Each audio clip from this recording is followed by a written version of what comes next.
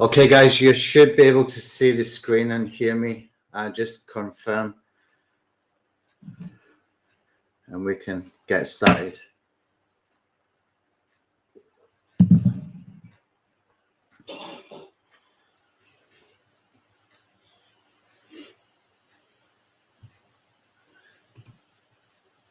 Okay, let's see.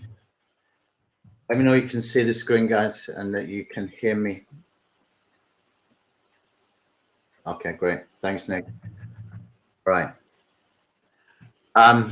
Okay, so we've still got a lot of updates to do with the Parasite SEO, but Gompal's had a few days off. He worked overnight and got the Niche Navigator to a point where it's a pretty awesome tool now within the Parasite SEO suite. And then he needed a few days off. So we've been kind of delayed in some of the updates that we wanted to get done, but it's okay. It will come. Just need a few extra days. Okay, so basically what I've done with this document that I shared previously is I've put in the information for upcoming webinars. This will be the final webinar where non-Parasite SEO Pro customers can come in. Okay, so because this one's a bit niche navigator, and you kind of need the tool to be able to use it. I've left it open for anybody.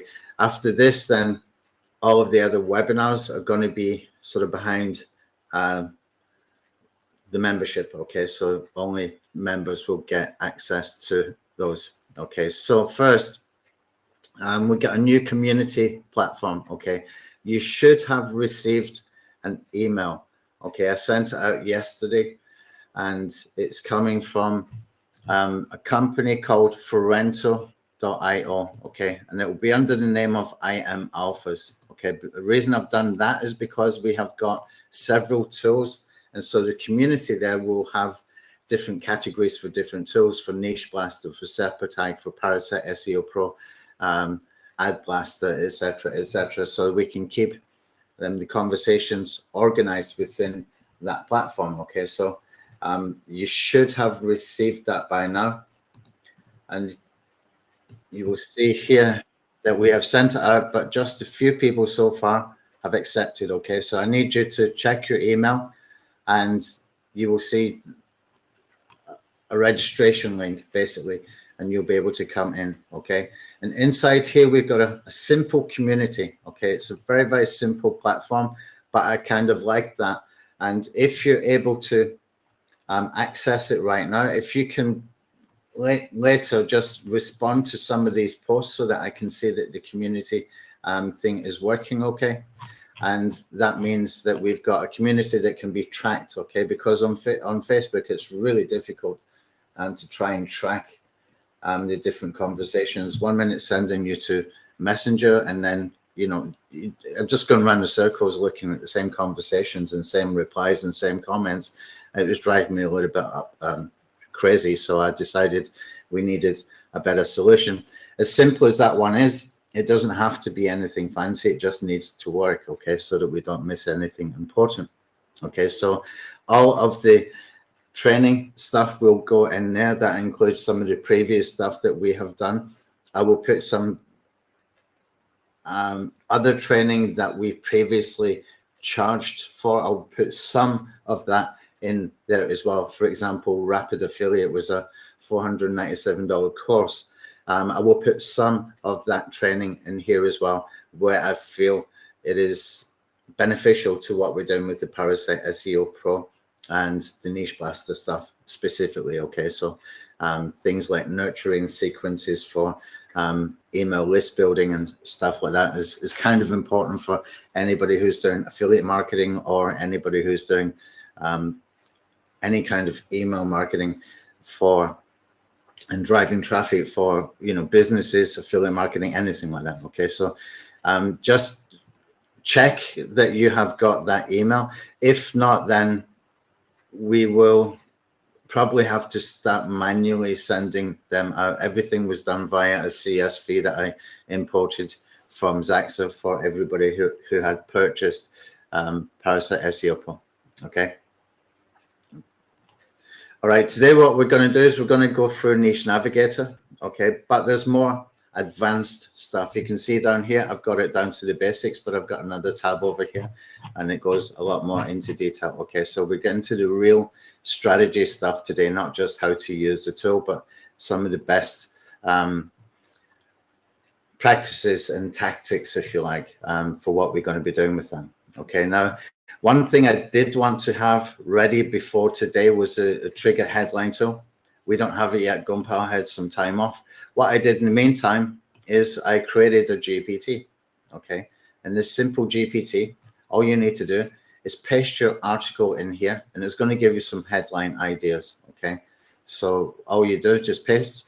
You don't need to click any of these. Just paste it and press the enter button, and it will give you 5 suggestions for headlines, and it will tell you why it chose those suggestions as well. Okay, so I'll put this into the chat so that you can access this. Okay, so let's go with this.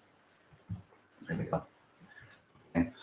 We will have that headline too in a few days. Okay, just giving him a few days off.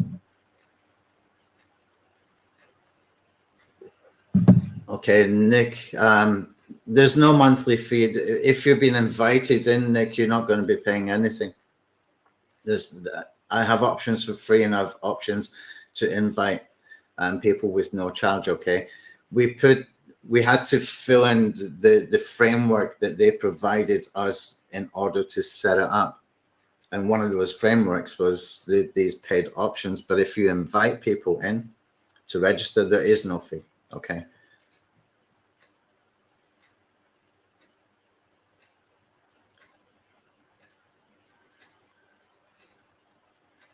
Okay, David, it's giving you an error. Okay, let me just check something. Okay, I'm going to have to do that after the webinar. Okay, I'm going to have to check that after the webinar, David. But there's about 5 or 6 people already in there, so the link has worked for some people. Maybe check and see if there's more than one link, and we can get everybody in. If not, we'll do it manually after this webinar. Okay, so it's there. It still needs to be populated. We're going to have to put some training and stuff in there in different sections, but there's no fee for it. And it's basically just for people who have purchased our software, Niche Blaster, ParasiteSEO, etc., etc. Okay, so we still got more tools to come, and quite important tools as well. And the longer I dig into this kind of stuff, the more ideas I've got. Okay, so you can expect that there's going to be quite a significant difference between what we have today and what we will have in about 3-4 weeks' time. Okay, it's just a matter of getting them put in there in order so that they make sense with what we've already got and with the strategies that we're going to be covering in these webinars. Okay, so that there are more tools to come. It's not a finished product, and none of my products really are a finished product. It's always an evolution, okay, as it should be, because marketing really is an evolution. It's a journey. It's not, you know, just here's the tool, we're going to maintain it, and you know, that's all you're getting kind of thing. We need to be always evolving strategies. We always need to be evolving the tools to fit those strategies, because as we do stuff, and you know, when you're in the trenches, you're always learning something new. There's always something that comes up. You think this is a better way to do that, or that's a better way to do this. It's just the way things are. So we will always be evolving these tools, and you can see that's been happening as well with the other tools that we've done in the past as well. Okay, going right back to the very first versions of what we now have is SERP Attack, and the first versions of what we had with the IFTTT stuff when we were doing that before they started charging money for people to use IFTTT. We had various versions over about 7 or 8 years for those tools, for the IFTTT tools, and they were always evolving. Okay, even the video syndication stuff was the same as well. A lot of that stuff will change over time, you know, for what works today and what works tomorrow can be completely different. So we always need to be kind of aware and alert about both changes and opportunities. Okay, I always think about the opportunities, because what you will find with the Parasite SEO stuff is that specific websites can do very, very well today, and tomorrow it's a different one. Right now it's LinkedIn. That's the sort of top dog of the free Parasite SEO places where we can post articles.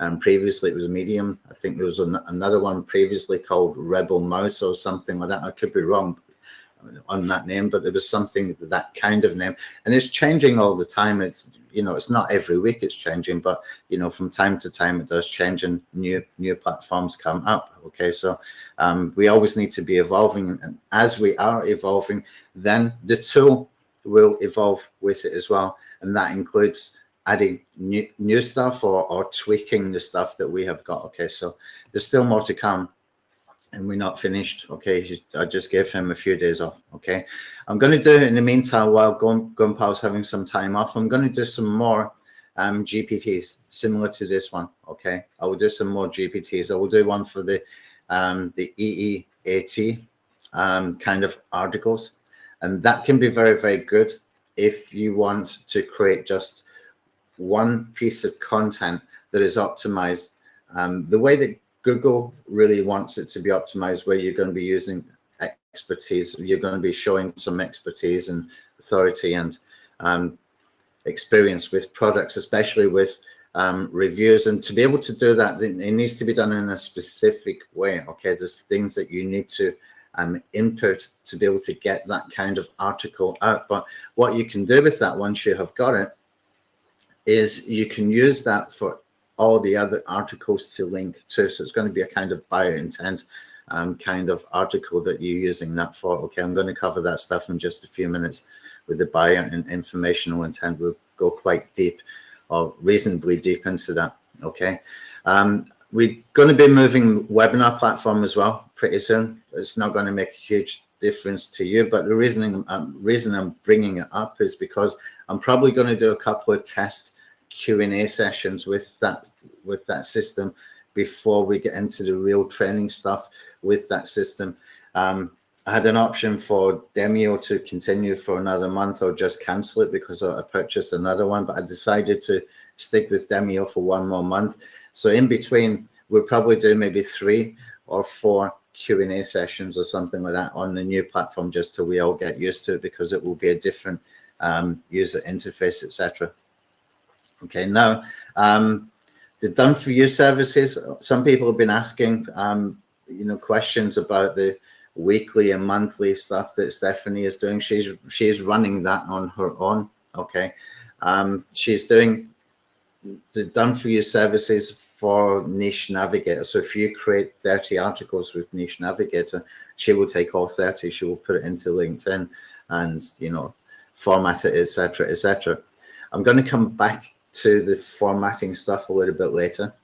Okay, but what she's done is she's priced it so it's cost you less the more you order. Okay, and she might have to take someone to help her to do it, but she's running that one on her own right now, and don't know how many customers she's got. I know she's got a couple. It's looking quite good so far, but there's some things that we will probably do to improve it, as far as just some basic SEO stuff. Essentially just some basic SEO stuff, just so that we can re-optimize. But one of the things I've been noticing with this stuff, with the Parasite stuff, is that when you go back in and re-optimize, you can get a bit of a boost in your search results pretty quickly. So even if you're putting stuff on there, if you kind of leave a little bit of a gap to re-optimize later, it actually gives it a boost. Okay, it's just something I've noticed over the past few days, and that can be used to our advantage. And I'll explain exactly how you can do that with the stuff that I've been doing as well. Okay, so yeah, she's got the writing services, the content, not writing, the posting service. So it's posting and formatting, etc. as well. And we're also going to introduce some done for you SEO services. We've got a couple of services right now for press release, etc. But we're probably going to take this a little bit further, specifically for the Parasite SEO.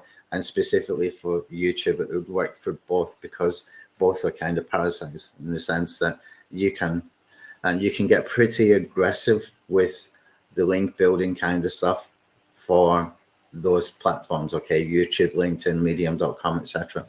All right, now one thing I do want to introduce is a done for you video service. Okay, now this is not just a video service for the sake of us making videos. Okay, what we want to do is we want to create an article that's based on an article cluster. Okay, so say for example, when you're running Niche Navigator and you've got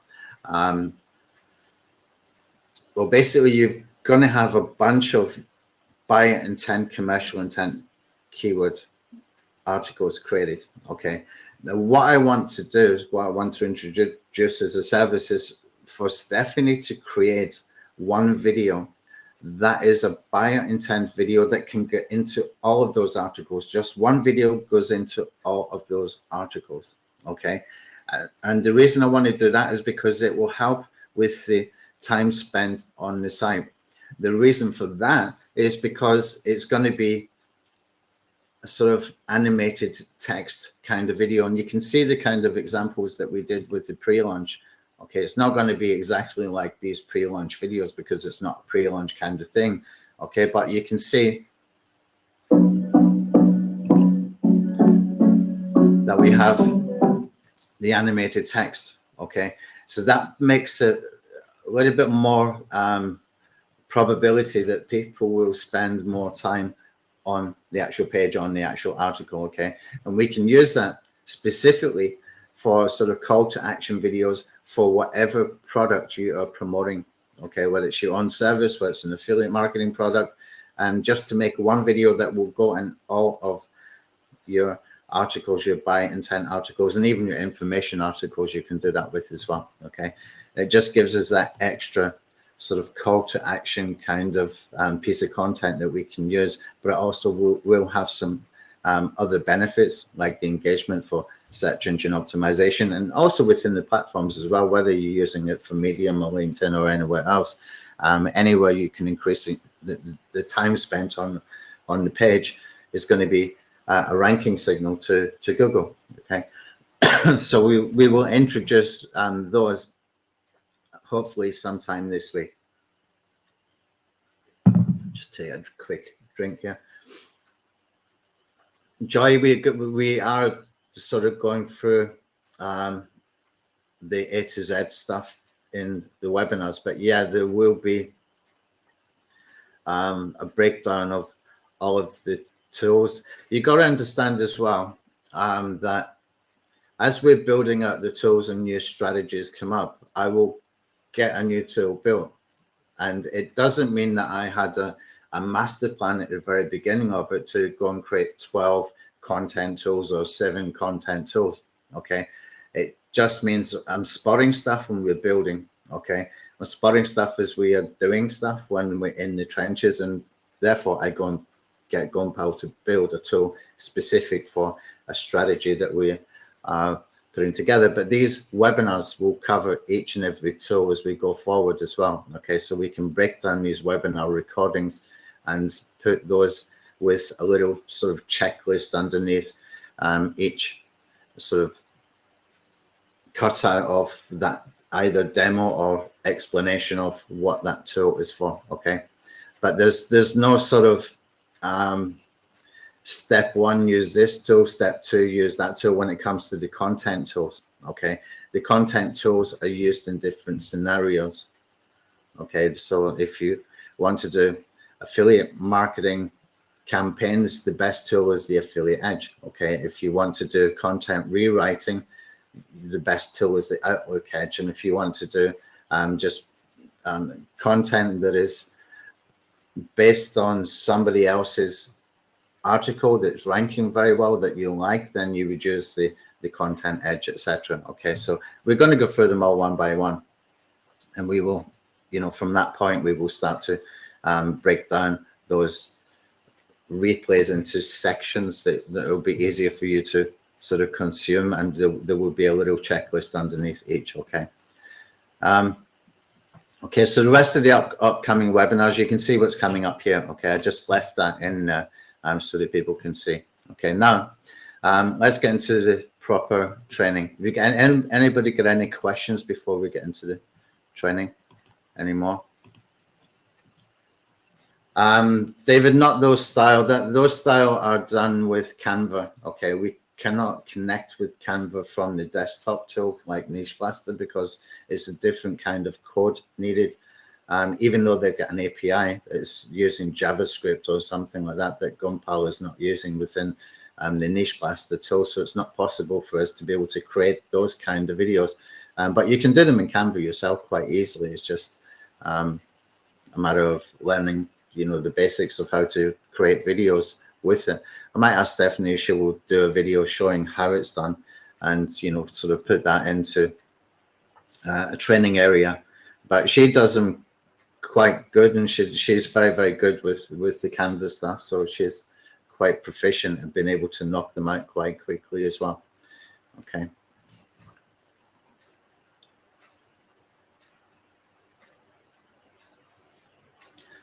Joy, I would not have a problem posting in my own LinkedIn account, but if you're going to be doing different niches, then you probably want a separate account for each.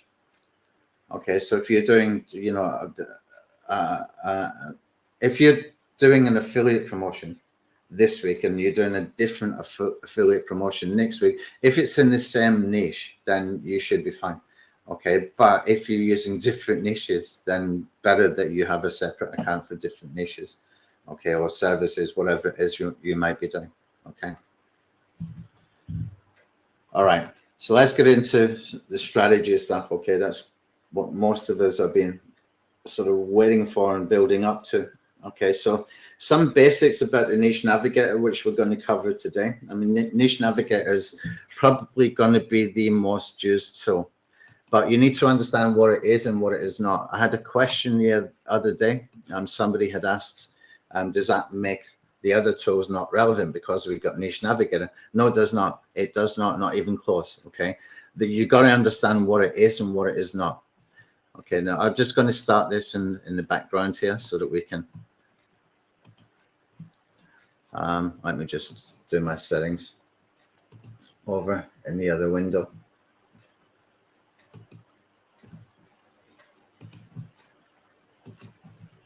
Into AI settings, and I'll do it with 3.5 turbo. Okay, it just threw up a warning there to make sure you're using the new models of ChatGPT. Okay, so that's running in the background. Okay, so let's come back to this. What it is and what it is not. Okay, now what it is the ability that we can go and create a whole bunch of articles that are both commercial intent and they are informational intent, okay, or transitional articles, as I like to call them. The reason for that is that we can saturate any topic, any niche, any product launches, an affiliate, whatever you want to do, whether it's, you know, for services, anything. You'll be able to create enough content that's going to saturate that niche, okay? And we can always go back and re-optimize that content later once we start to see some rankings and there's always things that we can improve. Okay, what it is not, it's not the sort of be all and end all of what we can do with Parasite SEO. You might want to create better quality articles, but you don't need 30 articles. Okay, you might want to create an article that is optimized for the EEAT, which we will have a tool in here probably in a few days that will create those kind of articles. It also will not go and reverse engineer and find content gaps like the other tools do, like the Affiliate Edge does and Content Edge. Okay, those tools will go and reverse engineer. It will go and have a look at articles from other people and find content gaps, keyword gaps, and it will do SEO scoring, etc., etc. Okay, they've got different use cases, so it's not just because we've got Niche Navigator we don't need the other tools, there will be different scenarios and different times where you will want to use them. I know that I will. Okay, and we will cover them when we go through the webinar series. What we want to use this for is to be able to go and saturate a specific topic or a product launch as an affiliate or a service with sort of geographical locations if you're running a business. Okay, and that way we're able to go and just mass produce content that we can quickly put onto platforms like Medium and LinkedIn. And we've got a whole range of optimization tactics that we can use, which I'm going to cover most of these today. Okay, so in the sense that you can knock out a lot of content and you can saturate, it's probably going to be the most used tool for most people. But it doesn't mean it's the only tool that you should use. There will be times when I will use Affiliate Edge tool because I think it's far, far better at doing what I need it to do for a specific promotion, for example, as an affiliate. Okay, there's just different scenarios that you're going to use different tools, and they've been built for different scenarios then to be able to do that. That's why I cannot say there's a step 1, step 2, step 3 of going through all of the content tools in one promotion. It doesn't work like that. There's different, there's horses for courses, as they say. There's just different scenarios where you're going to use different tools.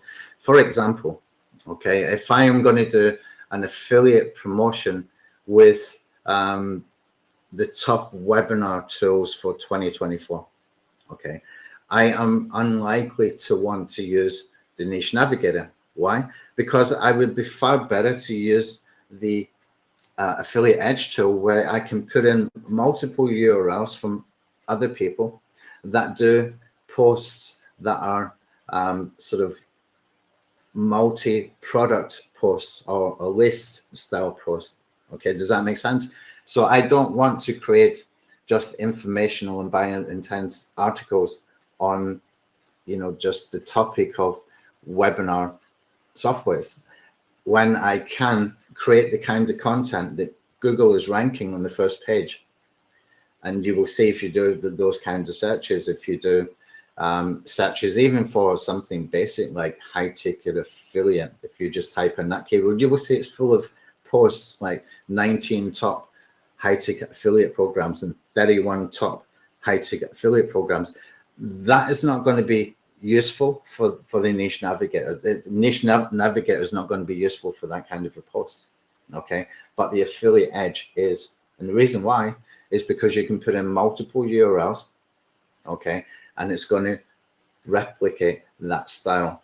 Okay, that's how we can get the list style posts from ParasiteSEO, by replicating what other people have done. Okay, so there's different scenarios of when you're going to be using it. So the answer to that question is, it's not the only tool and disregard everything else.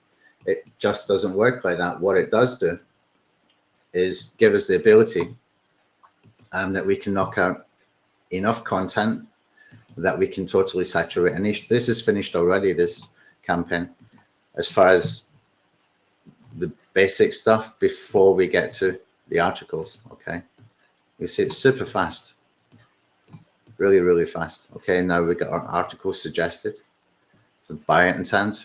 You click on that, you can click on article content and start generating the content.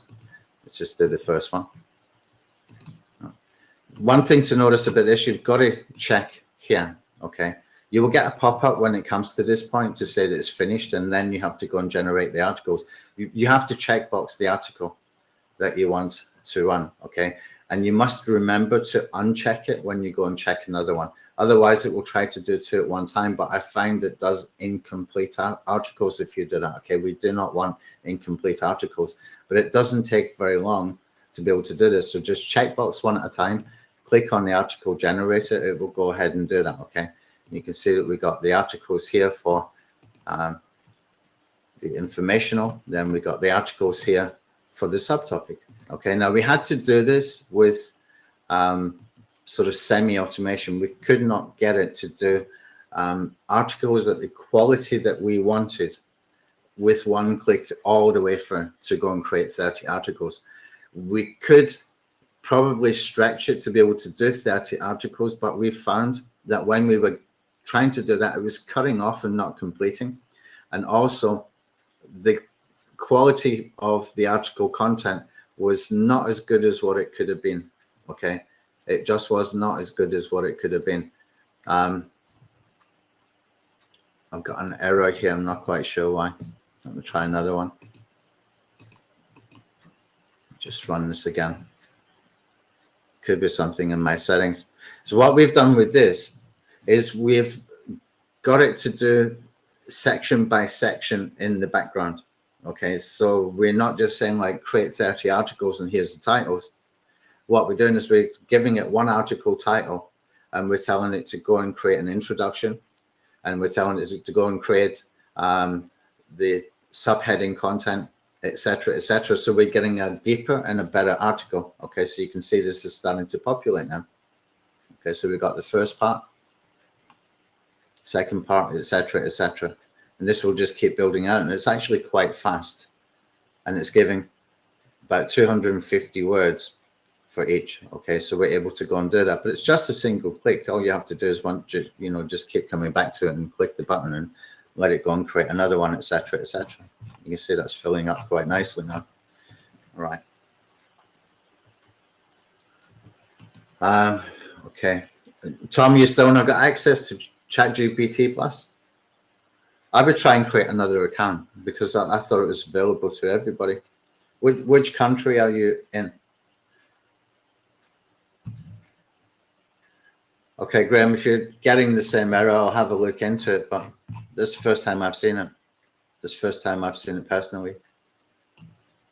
Okay, that task is completed, so it's very quick, very easy, okay, to be able to knock these out. What we do want to do here, one of the things we want to add here is to be able to export it, ideally into Google Docs. If we can export it into Google Docs, it would be a massive time saver for a lot of people because we can save these articles in the Google Drive.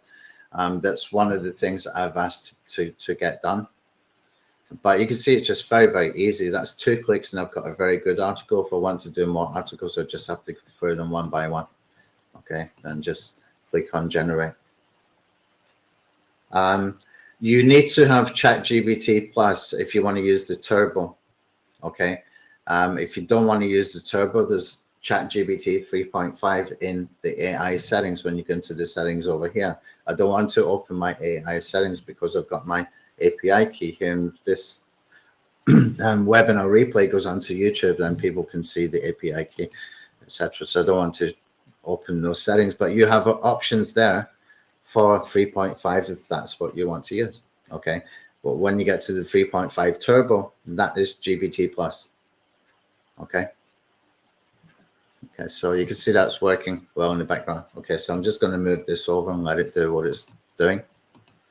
Okay, but one thing to understand, and this is really important, is that each piece of content that you're creating has a purpose, and we need to give it a purpose for the strategy to work correctly. Okay, what do I mean by that? Well, first of all, you've got the ability to saturate and do topic clustering. That's one advantage, but it's not the overall goal for each piece of content. Okay, each piece of content can have its own sort of goal, if you like, and the best way to think about this is, what do I want to get from this piece of content? Okay, what's in it for me, this piece of content? Is it just an informational piece of content I'm going to put there and I'm going to use it as an opportunity to do an internal link or link over to my buyer intent articles?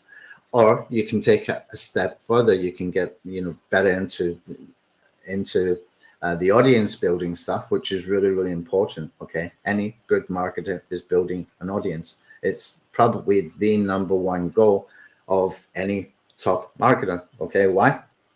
Because you can remarket to them. It's your own traffic source, and those people that you put into your audiences that you're building, when you create a new piece of content, they're interested to know, okay, those are the people that's going to help you with the search engine optimization stuff later. And because they will go to your latest video, your latest blog post or whatever, they will spend time on it. And so you've got those ranking signals, etc., happening. And plus they can give you some social proof just by having your views increase on things like YouTube and article sites like medium.com, etc. Okay, so every piece of content needs to have a goal. The obvious goal and the easiest place to start is to make sure that you have a top of the funnel kind of giveaway so that you can collect email addresses. Now, I like to use Lead Blaster because it gives me that opportunity that I can collect email addresses, I can send them push notifications, etc. And I built it specifically for that purpose, okay? So you can create high quality lead magnets without having any landing page or without even needing any thank you page or delivery page, okay? It's just a quick and easy setup, but you don't need to use that. You can create something as simple as a PDF, okay? And just have a very, very simple landing page. We're going to cover that kind of stuff in more depth in a later webinar. I'm just bringing it up now because you should be thinking of that for every piece of content. And what we can do is we can put images that are clickable that you can send people over to a landing page where you just collect their name, their email address, and you give them, you know, the giveaway, whatever it might be, in exchange. Okay, or you can send them to a page like a Chrome extension page where you can give them a checklist like this. Okay, so if you put that giveaway or that lead magnet into every single post that's informational, okay, all the informational posts, then you've got a goal for each piece of content, and your goal is to build your audience, as well as being able to, you know, send traffic from there into your buy intent articles, or to send them direct to affiliate links, or whatever you want to do there. You want to be building an audience as well, okay? It's really, really important, and it shouldn't be underestimated. Now, I remember I was doing, I was even building lists before I really grasped how important it was. And I was building quite significant size email lists as well. And, you know, you've probably had the term, you know, a million times, like, the money is in the list.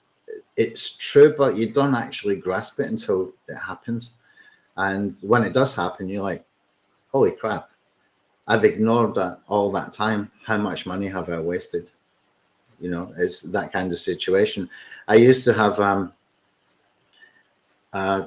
a staffing company, a recruitment company, before I was doing the internet marketing products. And we used to get probably about 1,000 leads every week. Every single week, we would get about 1,000 leads. Okay, there's no joke, no exaggeration. That website that we had was doing about $4,000 per month just on AdSense. And we were getting massive traffic, and managed to get it ranking for some major keywords, like really high traffic keywords. And we were just, you know, the business was taking over nicely. And then the crash came in 2008, and we lost a lot of orders overnight because we were doing international staffing. We were sending people to go and work in places like UK, Australia, Canada, America, skilled workers, okay, where they could not get enough of the skilled workers. Like, for example, in America, the shipyards were always looking for skilled welders and fabricators. And in Australia, they were always looking for skilled sort of butcher, boner people for the meat factories and stuff there. And the UK is something different again, like mainly hospitality stuff we used to do in there. And so we had this massive audience of people that were coming into our website, you know, every single day. And we were generating about 1,000 leads every single week. And my Aweber was filling up. Okay. And I never sent them an email. Not once did I send them an email. Then in 2011, I started to create products. Okay. I started to create marketing products. And the first product I created I built an email list, and I still hadn't used that for about 2 or 3 months, probably even 4 months. I can't remember exactly. But I joined a Skype group run by a guy called Andy Fletcher. Probably most of you know him. And, you know, they were asking me, you know, how good is your email open rates, and how many opens you're getting, how many clicks you're getting. And I said, I haven't used it. And they were all shocked, really, really, really shocked. And so I sent an email out that day for a bookmarking, social bookmarking tool from one of Andy's tools. And it made $440 within a few hours. And I was like, really, really shocked. I thought, oh man, I didn't know about this. I did know about it, but because I hadn't put it into practice, I didn't grasp it.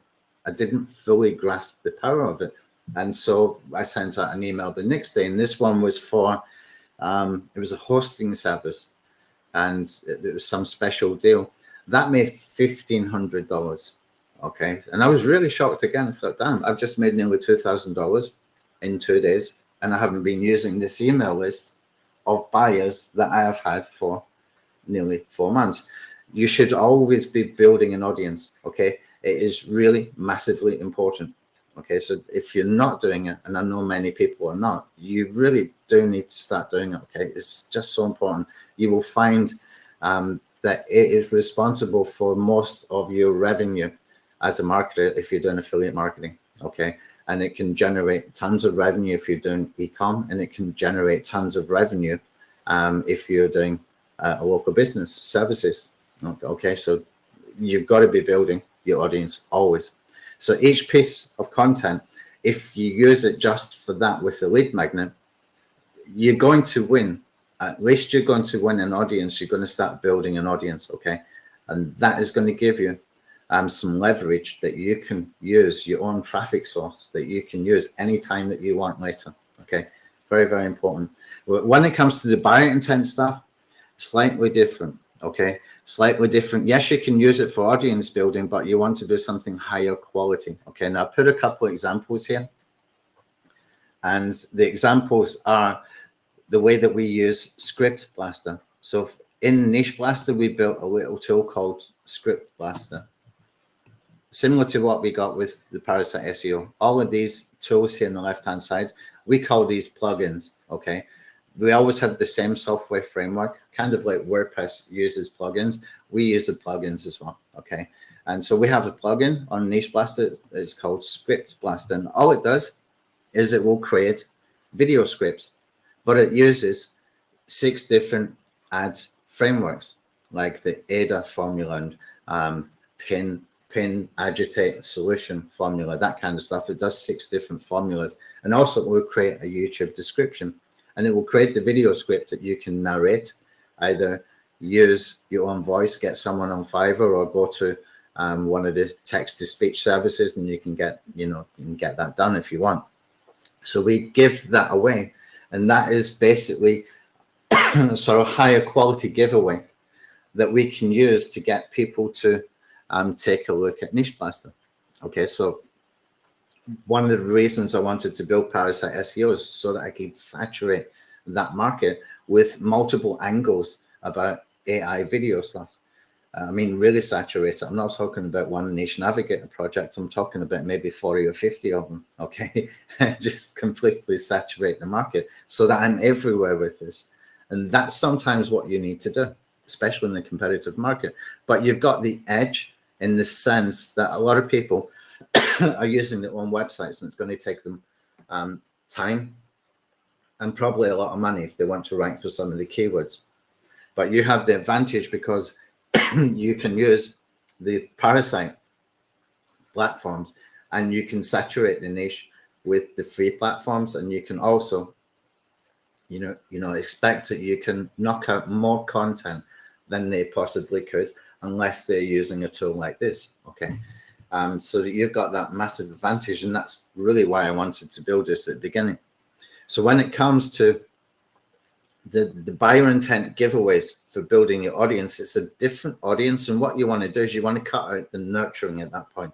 Whereas the free stuff, like a checklist like this one I've got with Lead Blaster, okay, it's a nice piece of content, etc. It's like a mini course in there.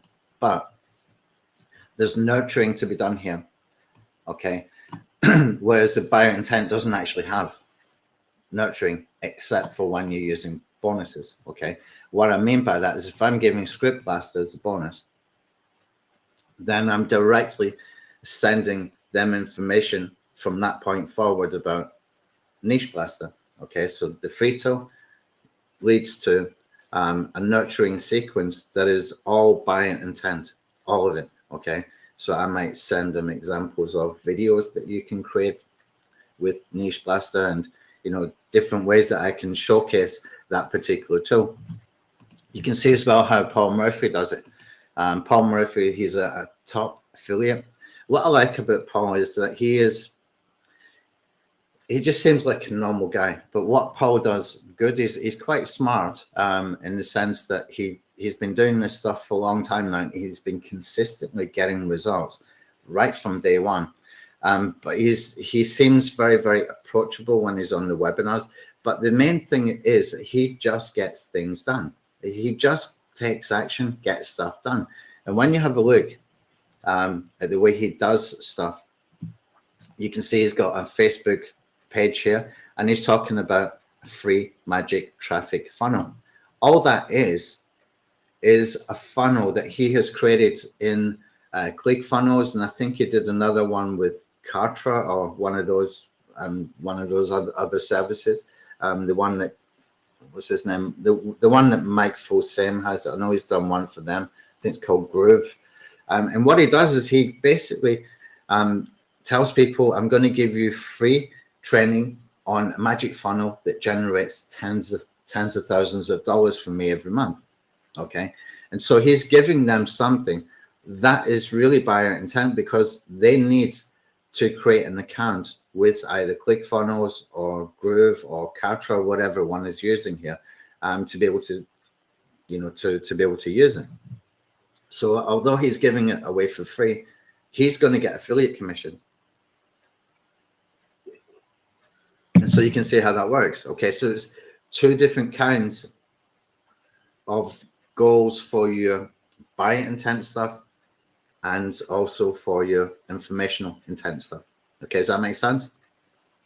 It's quite an important distinction. And yes, you can link direct to sales pages with your buyer intent and your informational intent if you want to. There's no problem with that. There's absolutely no problem with that. What you want to do though is to make sure that they can see that there is a giveaway so that you can build your audience, okay?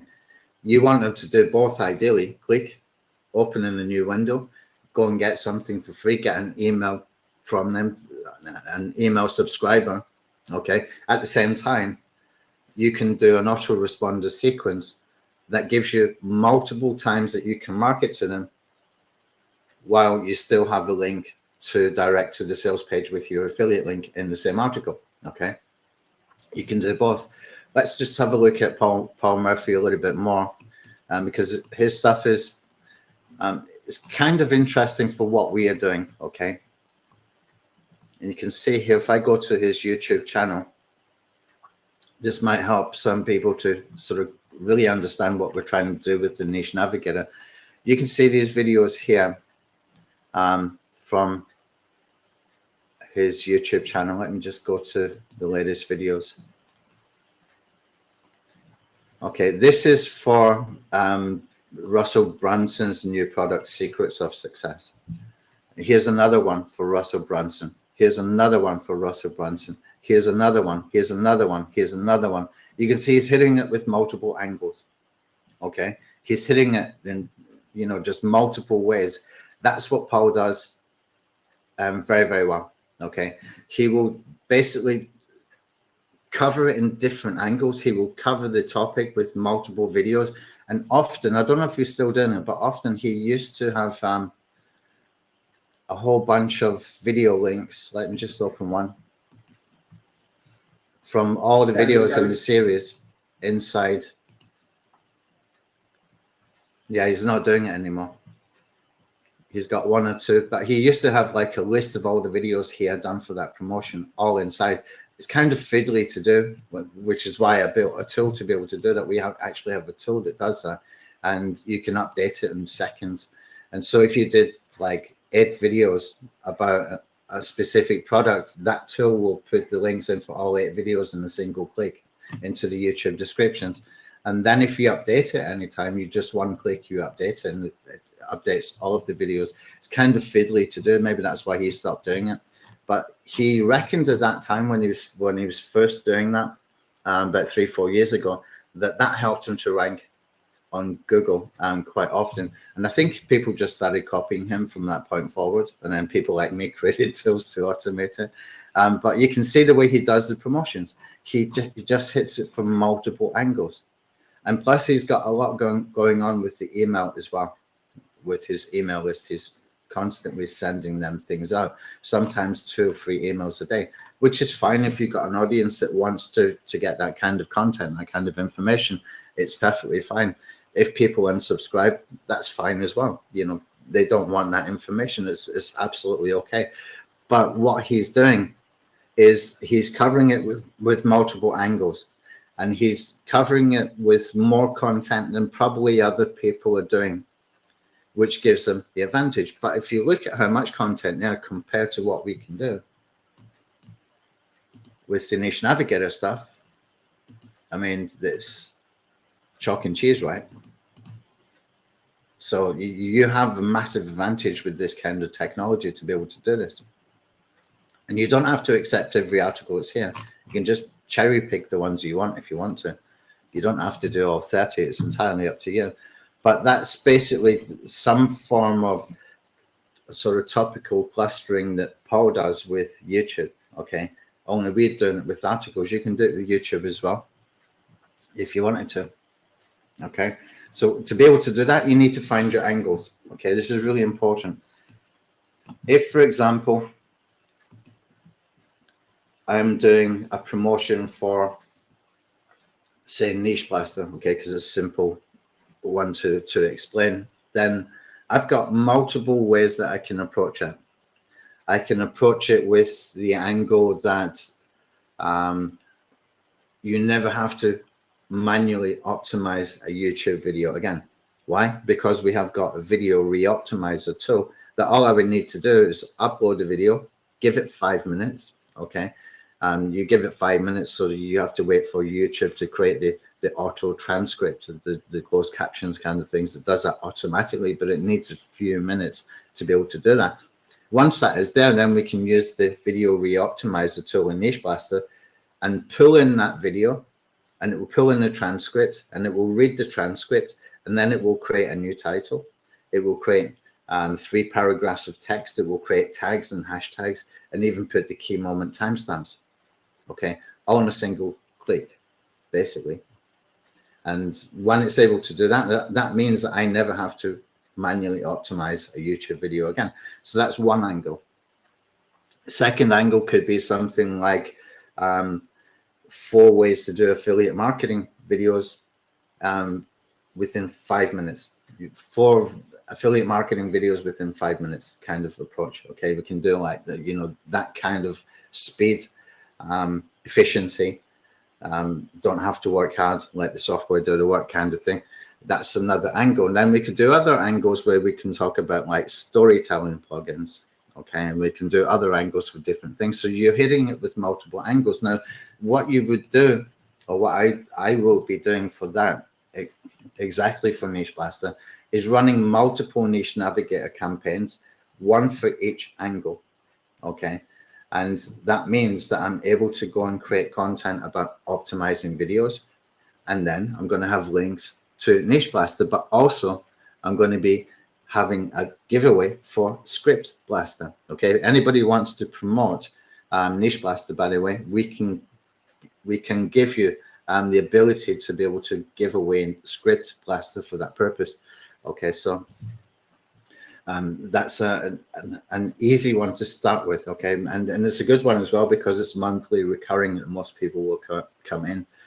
Sometimes you will get a a lifetime sale and you're making $800 or something like that, and it's it's a nice surprise when it happens for a lot of affiliates, but it gives us that ability that we can create multiple angles having a tool like Niche Navigator. So I would do for Niche Navigator, I would do for video optimization. I would do for video creation with AI. And I would do something else like easy video creation. I would take an angle that basically most of the video tools that you see on sales pages, they look very, very good in the demos and very easy to use in the demos. But when you actually get to start to use them, they've got quite a steep learning curve to be able to use them properly. And a lot of people just give up because it seems like too much hard work. Okay. And that's exactly why I built Niche Blaster the way I built it. It doesn't have a timeline. It just works on scenes. And if I added timelines to it, it'd become a poor man's Camtasia. And so that was my angle to begin with. We're not making a poor man's Camtasia. We're making an easy to use video tool. Okay. That's basically the angle. So those kind of angles you can fit in again and again and again and again, and you can run different campaigns. That's total saturation at that point. And I could not do that with Affiliate Edge tool or Content Edge tool because nobody else is really taking those angles, because Niche Blaster is kind of unique in its own way. It's an easy to use video creator, specifically not using timelines, because we don't want it to be a poor man's Camtasia. We just want it to be a simple to use video tool. We want it to be a simple to use video re-optimization tool. I don't know other tools are doing that. I'm not, but that's our unique angles. So I couldn't use the other tools for that. I could only use Niche Navigator for that, and vice versa for other kind of angles as well. Okay, so find your angles and use it for multiple campaigns. It doesn't mean you have to use all 30 articles. But the more you use, the more content you get out there, the more chance you're going to be driving traffic, the more eyeballs you're going to get on your offers. Okay, it's just a numbers game at that point, even though there are things that we can do to take it further with off-page SEO and even with on-page SEO and even with the engagement within the platforms as well. Okay, so let's see. We've got some questions coming up here. Yeah, Dave, I'll give you a copy of the doc. Yeah.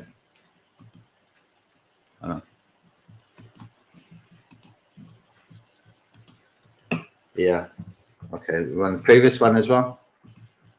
It's just got some information about the webinars. And anything on here about the strategy stuff is on the one I just gave you. But here's I'll call it this the first one. Yeah. There you go. Okay. Let me just grab a drink. If you've got any more questions, you can ask.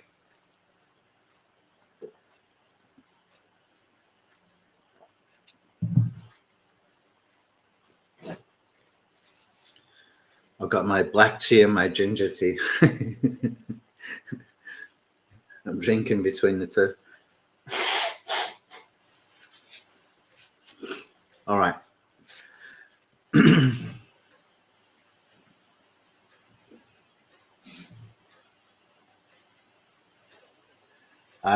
David, is it possible to add search volume competitive stats for each suggested article?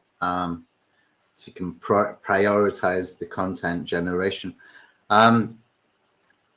We can do something. I don't know yet how far we can take it. If you're familiar with the keyword intent tool, then we have the API for that. Okay, so there's things that we could take some ideas from keyword intent that we think could fit into Parasite SEO. I just don't know yet how far we can take that specific kind of approach until I start doing it. Okay, it's the same with a lot of the stuff that we do. I don't actually know how it's going to be in the end until I start doing it, and it ends up, something completely different and far more advanced or far deeper than I had originally intended. So yes, we can do it, and we have got some things in there for the Parasite SEO. We've got some search volume stuff in here. Let's see if I can find.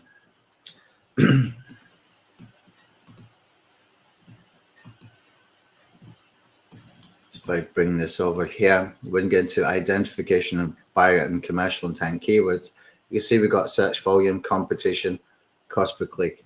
Okay, so you have got something there.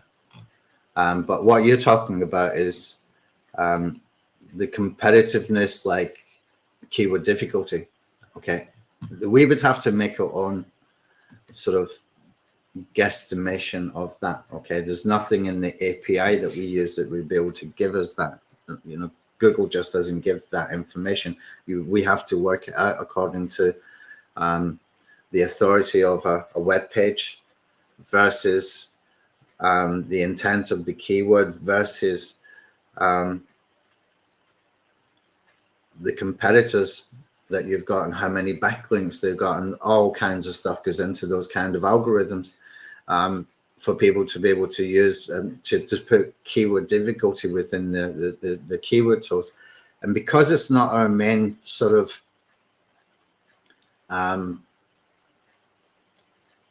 keyword research, is the keyword intent tool, for example, is not our main tool. Okay, not by quite a long shot. What we can do is we can try and take it a little bit further, but it's not going to be as in depth as what you will find from other keyword tools when it comes to the keyword difficulty. We can just guesstimate it.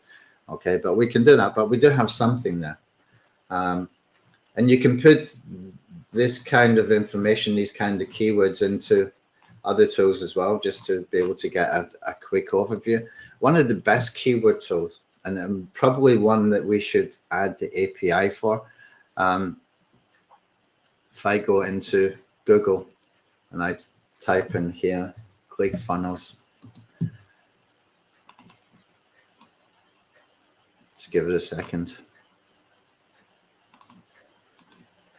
Okay, when we click in here, you can see that we've got all this nice information here. That comes from the Keywords Everywhere Chrome extension. This is better than many keyword tools that you will come across. And it's very, very inexpensive. Okay, you can install the Chrome extension.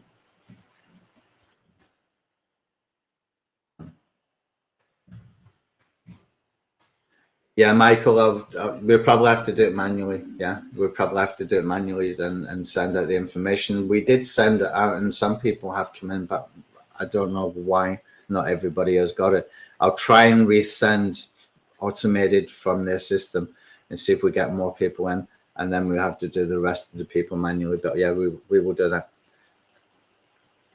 Well, you've got, okay, so you want to do it for the articles. Okay, I see what you mean. So these articles here are based on the keywords that we found here. Okay, so for example,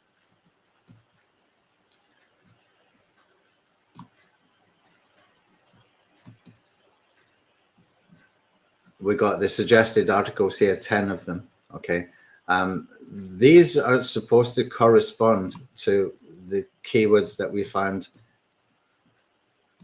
here. Okay, and here and here. This is where we're supposed to be. That's where it's supposed to be drawing from. What I can do is we can add into the prompts for the articles some information, maybe an extra tab here. So this article was based on the keyword which has search volume and whatever competition that the Google API tells us. But that's just competition for people doing things like Google Ads. Okay, it's not an SEO competition. It's a competition for people of people who are doing ads around that keyword. Okay, so yeah, we can do something like that. It's just an extra prompt, but it will be an extra tab here. Yeah, okay, good idea. Good idea. We can add that in. Okay, but let's come back into the Keywords Everywhere, because this will give you a whole bunch of information. Some of the stuff you can do with this is really surprising to a lot of people who don't use it so much, or maybe they've got it but they haven't actually used it so much. For example, here, MailChimp, he's ranking on page 1, but he's not ranking like the top of page 1. But when you hover over where it says search traffic, you can see that URL gets 3,700 search volume per month. Okay, And you can see it's ranking, the page itself is ranking for 62 keywords. If I click on that, then it's going to open up and it will tell you the estimated traffic that they're getting for that particular keyword. So the actual keyword ClickFunnels in one word is only getting 76, but ClickFunnels 2 words is getting 2,000 because he's number 2. And there's a good tip. And we can use that in SERP Attack, by the way. Anybody's got SERP Attack, you've got the possibility to be able to force the search for something like this, where it's a typo or not written in the way it was supposed to be written, but a lot of people are searching for it. You can actually do CTR clicks on SERP Attack with that. But you can spot opportunities like that and be able to, you know, see where people are getting traffic, the exact keywords that is driving them traffic. It's totally underestimated, this keywords everywhere tool. And you can see more information about the actual website, 1.27 million and traffic per month, etc., etc. And you can see total keywords here. It's nearly 80,000 keywords, but for that web page, that one page, you can see what keywords. That can give you a whole bunch of keywords that you might want to sort of sprinkle throughout your content. Michael found the email, good. No, you don't have to pay anything, Michael. You don't have to pay anything. You do not need to pay up anything. Because I've invited you by email, you don't have to pay anything. I just had to follow their format to go and create the community, the membership area. But no, it doesn't cost you any money. All right. So let me come back. I kind of lost myself. I went off. Okay, so content assets versus attention span. Okay, let me explain that. Okay, content assets is something that somebody might do, like, okay, I'll show you an example. If I do high ticket affiliate programs, do the search, and we come down here. Okay, have a look at Authority Hacker, have a look at Diggity Marketing. Okay, you can see he's building an email list. Let's come down. You can see this is a long post. He's got 23 different pieces, high ticket affiliate marketing programs in here. Nicely formatted. Probably took hours and hours and hours. Probably took about 20, 40 hours to create something like this. Okay. Now, that's maybe even too short because he's done a whole bunch of research. You know, it could have been a lot more. It's probably about a week's work to create something like this.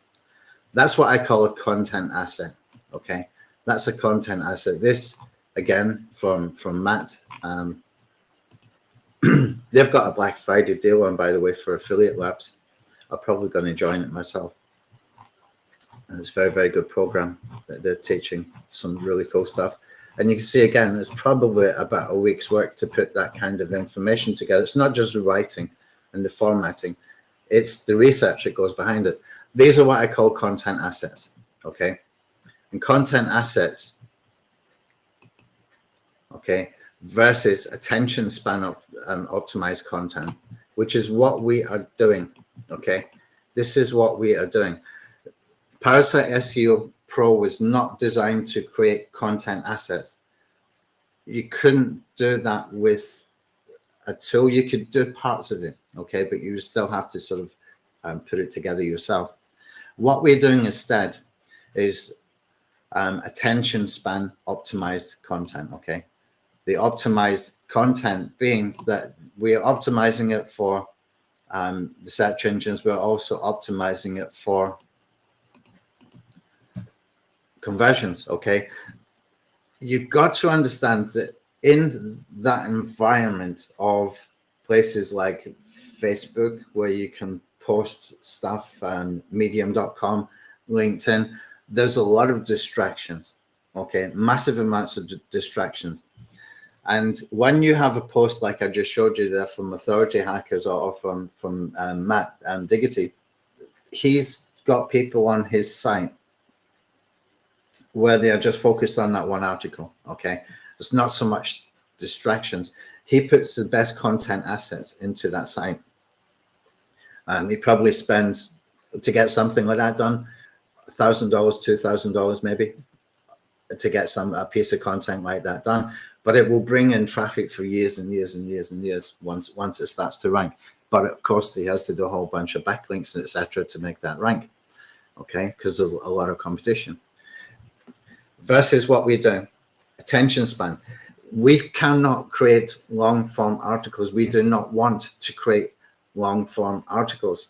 We want to give them the information as quickly as possible. Okay, you want to do it in a tone that they can read and it's easy to read, and they can just skip through it, so to be able to get some information. This is why it's really, really, really important that we have some giveaways, some what we call content upgrades. Okay, content upgrades is basically a lead magnet. Could be a PDF, could be a checklist, could be anything. Okay, software, free software, etc. Okay, that's why we want to have that there as well. So when we're doing our attention span optimized content, we're thinking about what I call environmental optimization. Environmental optimization in this sense means that they're on a place like LinkedIn or medium.com. There's a lot of other suggestions for articles and pop-ups and all different kinds of stuff happening. Okay. You do not have the ability, in my opinion, to do, 3,000 word articles and expect them to read all the way through. Okay, I don't even read all the way through on any of those articles. I skim them. I think most people do, because we don't have that amount of attention span for that kind of thing. We have done the prompts in such a way that we do not want long form content. Okay, we want it short enough to give them good enough information, with calls to action, where we've got the conversion focused on the calls to action. So you've got to understand that that is a major part of what we're doing. Okay, and the reason I'm bringing this up is because I expect as we go forward that some people are going to say, why can't we do content like this? Well, you can in a way, in the sense of you would put those kind of article URLs into the affiliate edge tool, and then you would see what comes back from the AI when you're using ParasiteSEO. Of course, we can adjust the prompts to do longer form content, but that longer form content, it soon becomes not suitable for the Parasite sites. It becomes better suitable for your own website, because it becomes a content asset. Okay, just understand that difference, because it's really important, especially when we're churning out so much content. Okay, it's not designed to be 3,000 word articles. We don't want 3,000 word articles. What we want is articles that give them enough information that they want to know more, and hopefully we can get them onto an email list at the same time. Okay, so deliberately designed like that, because when they're on those platforms, there's all kinds of stuff to distract them. Okay, we cannot expect that people are going to be spending 40 minutes to read a 3,000 word article and absorb everything. Now it needs to be short, punchy, and to the point. Okay,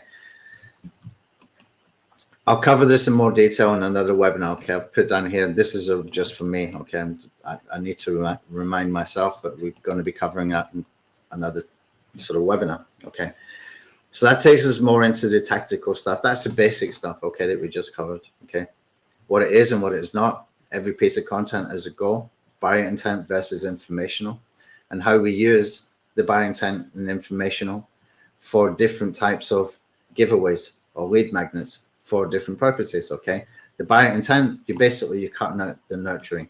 Okay, the transformational, informational articles, you need a little bit more nurturing. Okay, just two different kinds of audiences. The buyer intent can sometimes be easy to rank, and it can sometimes be harder to rank, dependent on the competition.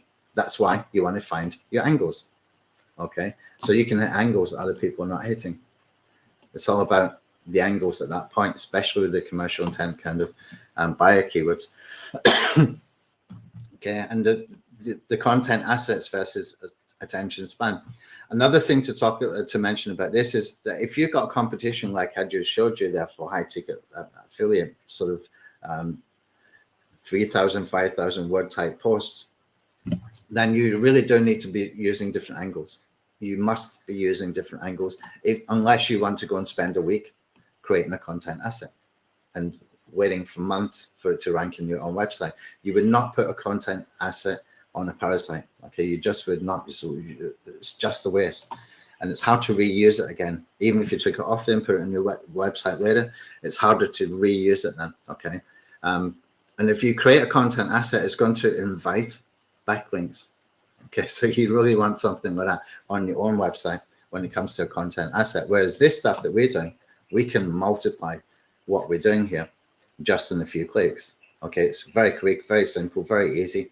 Knock it out, different angles, and just keep banging away at it. It becomes a numbers game.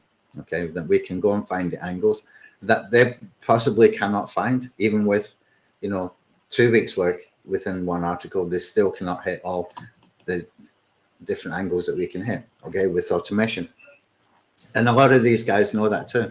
I know that Matt's doing some stuff with AI, and he's ranking, for tons of keywords, and he's got set up some tests just with AI websites and, getting a whole bunch of traffic with just AI content. So these guys they're aware of it as well. Whether that changes the way they work going forward, I don't know, because I'm not part of the affiliate lab, but I'll probably join it just to find out what they're doing, because he does a lot of tests, which is very, very good. Okay. When I'm on this topic of AI content, I saw a post. I'll put it into the Facebook group later. I saw a post on Twitter, and it was a guy talking about how they hijacked 350,000 traffic per month from another website. And what they did was they got the sitemap of a website that was driving all that traffic. And when they got the sitemap, they broke down the sitemap into article topics and headlines. And then they used the AI to go and generate content. And they created 1,800 pieces of content within a month. And they posted it, just one after the other really fast. There was no sort of scheduling strategy. It just, when it's created, optimize it, get it live kind of thing. They must have had a team behind it.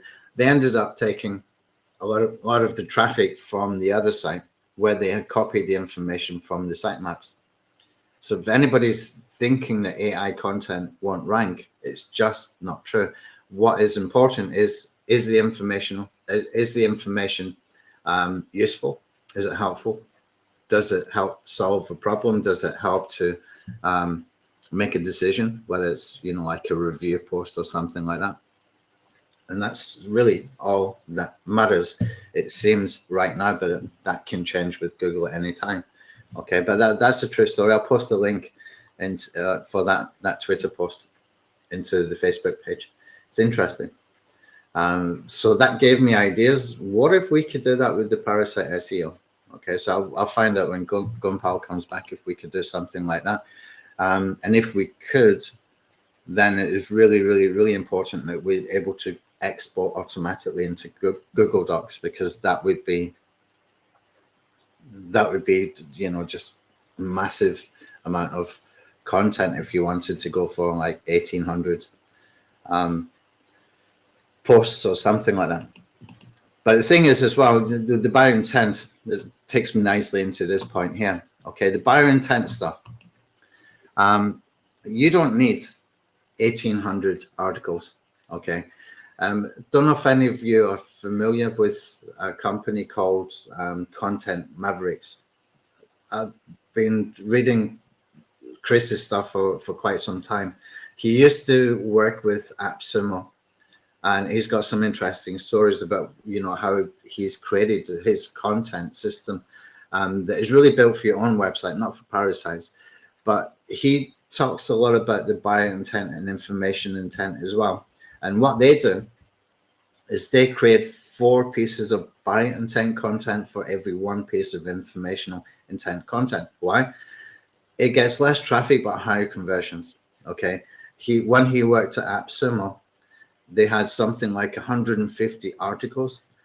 And from that, only about 20% of them were really driving traffic. So he analyzed what those were, and he got some So a commonality between them, and started to create more content like the ones that were driving traffic. Then he realized as well that the buyer intent traffic, although it had much less amounts of traffic, it was converting at a much higher rate. Okay, I think they were converting about 2%. He got it up to about 8%. And then Noah Kagan said to him, we want to change the goals of what we're doing from revenue based to lead generation based. Okay, so I think if I'm not mistaken, they were getting about 2,000 leads every month for AppSumo. Noah wanted it to be Noah Kagan, the guy the main guy at AppSumo. He wanted to get it over 10,000 leads per month. Okay, imagine you got email lists like 500,000, you want another 10,000 a month. That's because it's their own traffic source. Okay, they're not relying on Google or any ad networks or anything like that. They've got their own traffic source, and they can market to them anytime they want, multiple times a day and multiple times a week, etc. And so what they did then is they started to figure out how to get more leads and how to get the conversion rate up. He did manage to do it. Chris managed to do it. He managed to get it up to 13,000 leads per month before he left there. And they took the conversion from 2% to 8%. Okay, I'll put a link into a couple of his courses. It's very interesting stuff. If you like that kind of stuff, I'll put a link into the Facebook page for those 2 specific courses you want to get. One costs only $5. Another one costs only $47. I'll put the links in later. I'll even give you a bonus if you buy from my link, if he's got an affiliate option for that. Okay, so this is, something that we need to take into account as well, even with the parasites, that the buyer intent keywords, they might have less traffic. They might even be harder to rank, but that's where the money is. Okay, that is where the money is. So even if we did put something into the keyword tool, David, then we still want to go after those other keywords as well. Okay, it's definitely chalk and cheese when it comes to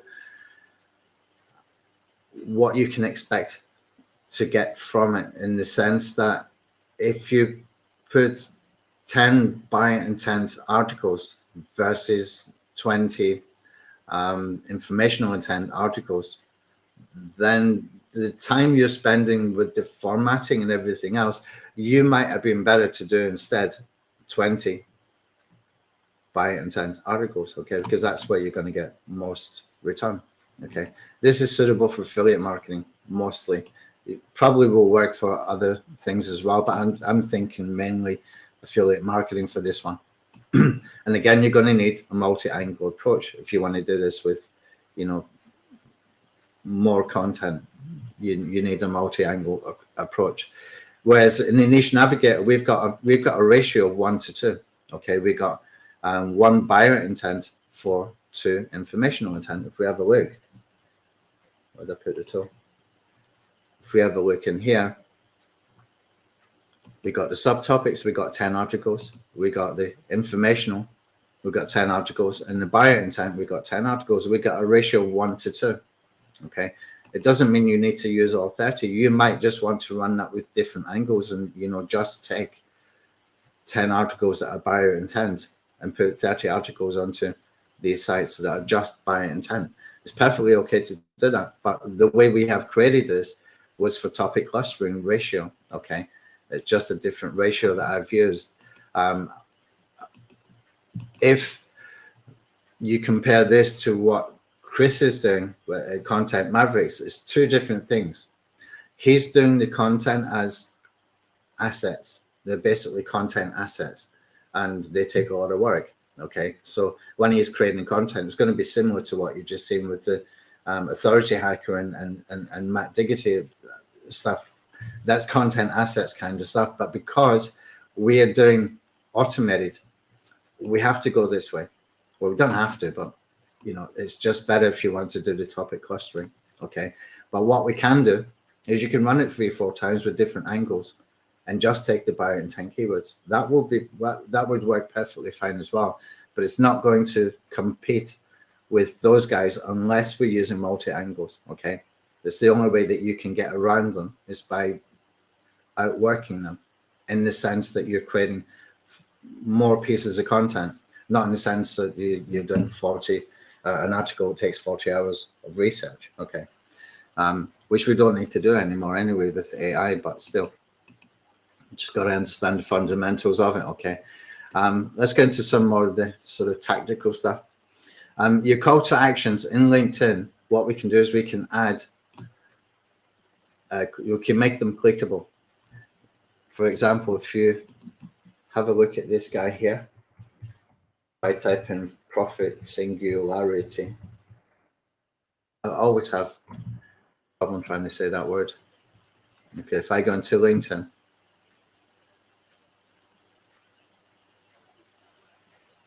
it's kind of important. See here, free report.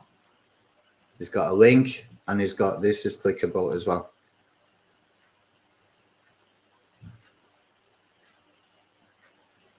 Okay, that takes them to a free report, which is basically part of the sort of top of funnel into that affiliate program. Okay, that's an affiliate link. And we come down here again, he's got a clickable link. We come down here again.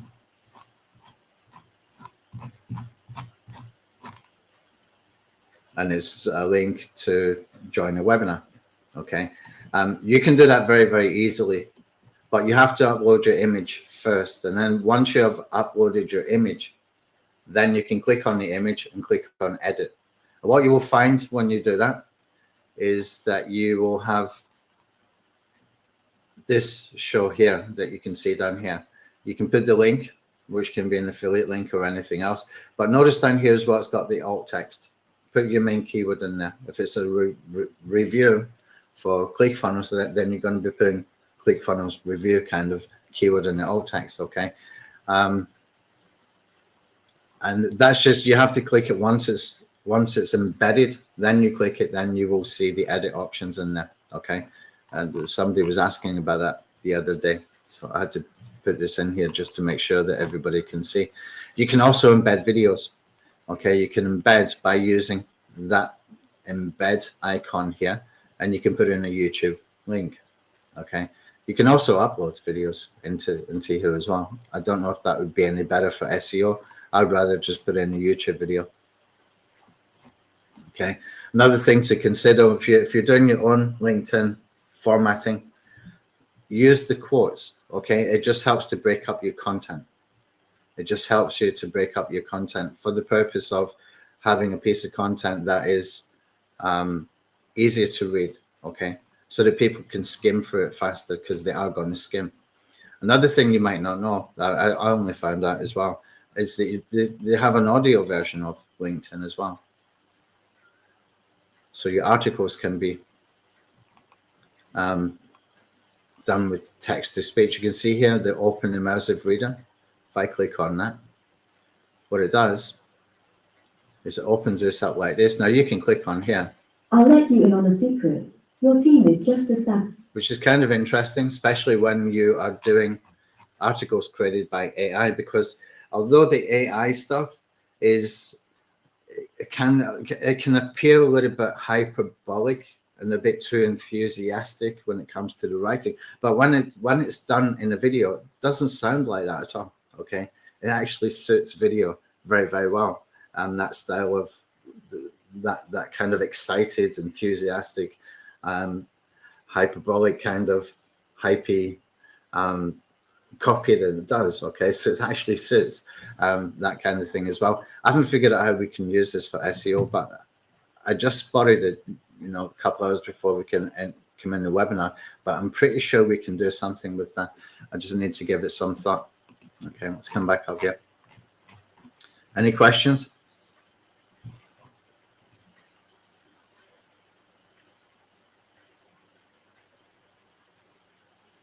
Okay. Internal linking. Okay, this is important. Okay, here's what I'm suggesting that we do. Okay, and I will show you some examples of this as we're putting it up. Stephanie's going to be putting up probably about 20 or 30 articles for me this week. Okay, and I will show you exactly how we're going to do this. We're going to split it for buyer and informational. Okay, there's going to be different internal linking strategies, but what we're going to do is we're going to put links once a full campaign has been done. Say, for example, I've got 30 articles. I've got 10 buyer intent articles. I'm going to put them in one section of each article for all 30 articles. Okay, so for example, if I've written a post, I will have somewhere in the middle or even down the bottom related articles. Okay, and then we'll have all the buyer intent articles links in every single article that we put up. We have to finish a campaign before we can do that. Okay, and that's part of the done for you service as well. Stephanie will add that at the end of the campaign once she's posted everything. But also what we're going to do is we're going to do informational article links, but only on the informational article pages. Okay, so if you've got 20 informational articles, then what we will have is we will still have the 10 buyer intent article titles, but we will also have 20 informational titles in here. Okay, and we're doing the internal linking in this as a sort of Parasite SEO strategy. Okay, it's not what you would do in your own website. You wouldn't do it on a WordPress site, for example, but we can get away with it here, and it could possibly drive a lot more traffic because these sites get a lot of traffic naturally. Okay, so the informational pieces of content will have both the buyer intent article links and the informational intent article links, all your links from the same campaign. But the buyer intent articles will only have the 10 buyer intent article links all at one time. Okay, at the end of the article. We could even try and put it in the middle, but I wouldn't want to put that before call to action. Okay, you want to put it after your call to actions. You don't want to distract them, so it's better to go in the end. Okay, so that's a strategy that we're going to be doing, and you will see that in action this week when Stephanie's put all my 30 articles, my first 30 articles up. Okay, so the buyer intent in one section, information intent in another section, and only the information intent articles get the information intent links. Okay, buyer intent only just link to each other, but all the informational articles will link to the buyer intent and all the other articles as well. Okay, so that's basically what we're going to do with that. Okay, now the final thing I wanted to cover. Okay, now rank tracking, we still have to take the rank tracker tool a little bit further. At the moment, the rank tracker tool is a tool that we built for YouTube. It's asking for website or video URL, but if you put in a website URL, it can only give you the rank from the Google. Okay, we need to expand on this so that if it's a video, it will give you YouTube rank, Google video rank, and Google rank as it is right now. But when you put in the LinkedIn articles, then what we want to do is to be able to put more than one URL in here and a whole bunch of keywords that we get from the AI in here. And you want to be able to find your rank for Google and for Bing. And if I can think of anything else that makes sense, maybe Yahoo, but I'm not sure about that. Maybe just Google and Bing. We need to take it further though for this tool so that we can do some kind of quick check. And don't forget, with this, any campaigns that you do within these tools that we got, our desktop tools, you can save the projects onto your computer and bring it back in anytime, and you just run it again anytime that you want. Okay, but don't forget as well, give it at least, for articles, give it at least 48 hours or 24 hours to be able to see if you got rankings. Okay, even on Parasite, just give it some time. You can't expect as soon as it's published that you will have rankings. It might not even be indexed by then. So, but they do index fast. Okay, so we will have some updates done for that. I'd written this actually at the point where I was expecting we were going to have some updates, but Gunpal needed a few extra days off. What we want to do though is when we start to see rankings, we want to do a little bit of re-optimization. Okay, And what I mean by that is things like more images. Now, more images, I would say that you could do about 5 images per post minimum. Okay. How do we get 5 images? You can get AI to generate them. We don't have a tool for that yet, but we will build that in with the DALL-E 3. But we need probably a week, maybe 2 weeks before we build that tool. But we want to put in images. AI images are better than stock footage images. Okay. Stock footage images can actually harm your SEO. Okay. It can harm your SEO. Whereas the AI images, because every single one of them is unique, it won't harm your SEO. Okay, so we want to have AI image generator into ParasiteSEO. We haven't got it yet, but we will definitely get it. If anybody can recommend another tool, let me know. But otherwise, I've been trying to build a separate GPT for that. Okay, you can see I've got Visual Blog Assistant, but it doesn't always work that great with ChatGPT. But I'll give you the link to this anyway. But if I put in here, turmeric powder, fix my typo, it should start to create an article. It's not an article, an image. Okay, and this has been programmed to create 5 images.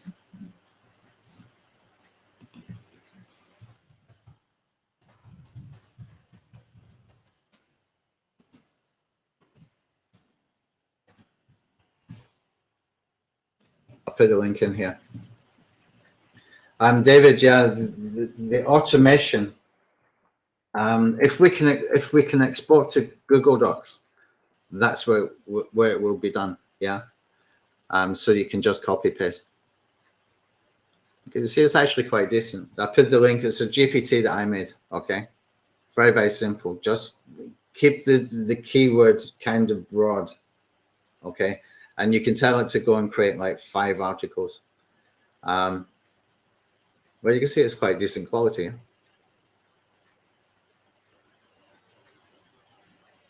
Not too bad. Sometimes it doesn't give you good output. I did one for yoga, okay, and it was just giving me some weird. There was no consistency to it. So there'll be people doing yoga at the beach, and there would be people doing yoga next to some high-rise buildings, like in a city.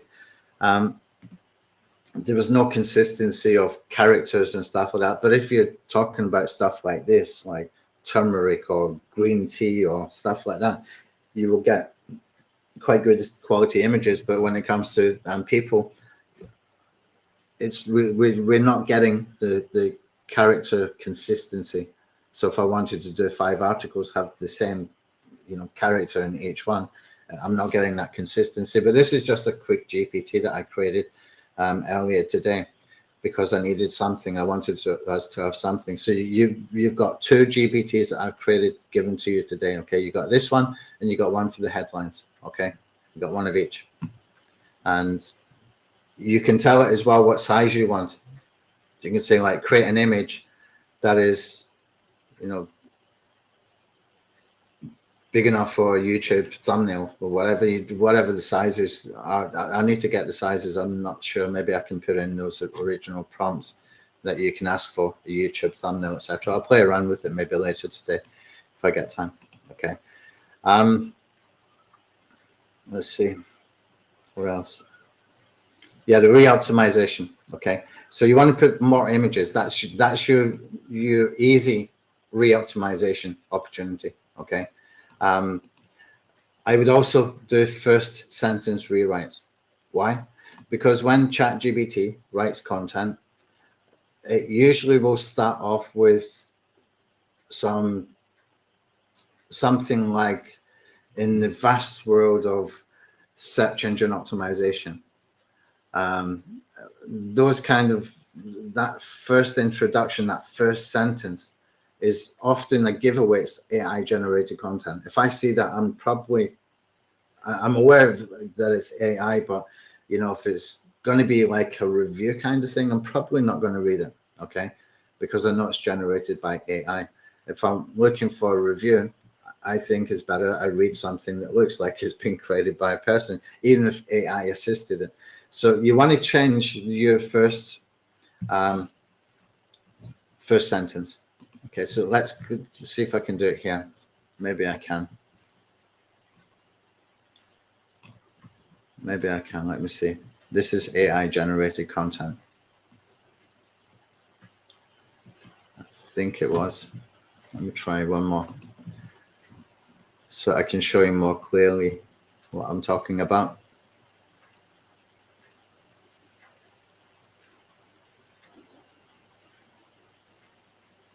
This is definitely AI.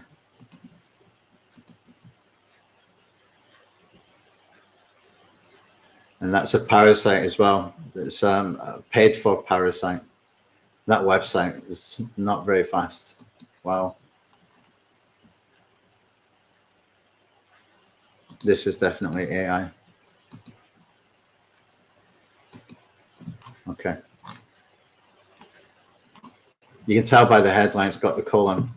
Okay. You can tell immediately, not just that, but the first sentence is usually the giveaway for these. The Prophet Singularity Breakthrough Edition promises to revolutionize. That gets overused by AI. Okay. So we can take that, and here's a little trick. We can go over to Claude and from Anthropic. Okay, Claude AI.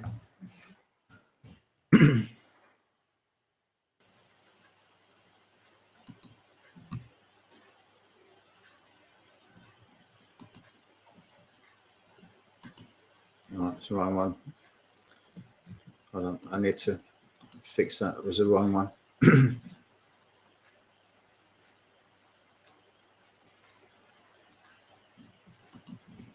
Okay, just put, can you rewrite this?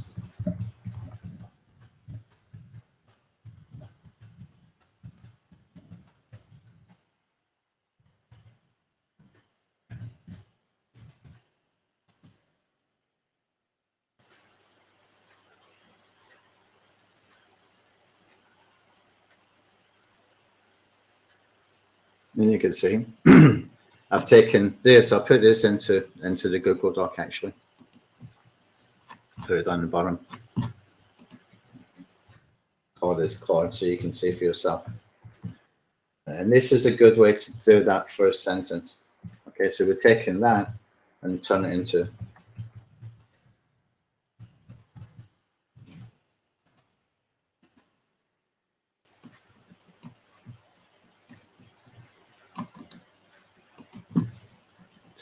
this.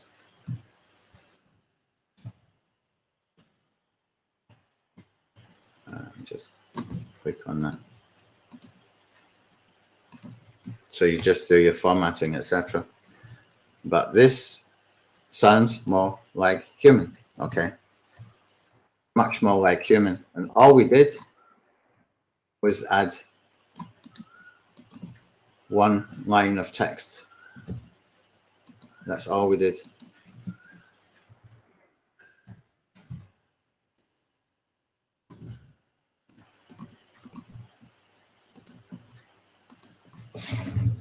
So you can see for yourself, this is much better, okay? You can do the same with headlines as well, okay? You can tell when it's a ChatGPT generated headline because of the colon is always there, okay? In that headline generator I gave you earlier, the GPT that I created, I asked it about 5 times, remove the colon, just have one sentence, and it kept producing headlines with the colon, okay? So this is another way you can get around it, okay? I can just do the same thing again. All I need to do, take the headline. Now just grab this.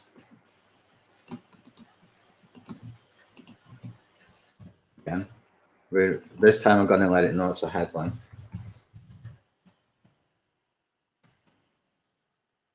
They do not have an API yet. If they have an API, then could be very, very significant for us for the Parasite SEO. They do not have an API.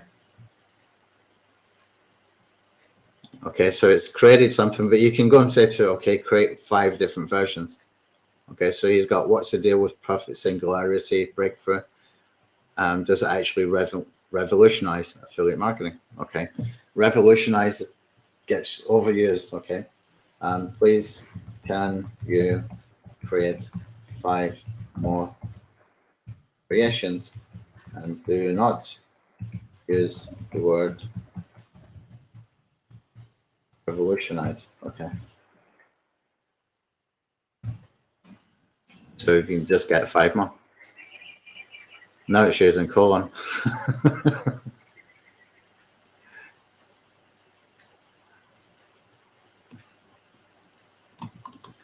Okay, so we got very quick and very easy. That's how to not sound like ChatGPT. Okay, go to Claude. Okay, I'll put the link in for Claude here. It's free. You can use Claude for free. They have an upgraded version as well, a pro version. That costs, I think, the same as ChatGPT. I haven't taken the pro version. But this is a pretty good way that you can stop your content sounding like ChatGPT. Okay, very quick, very easy. If they have an API, we can automate that, but they do not have an API right now.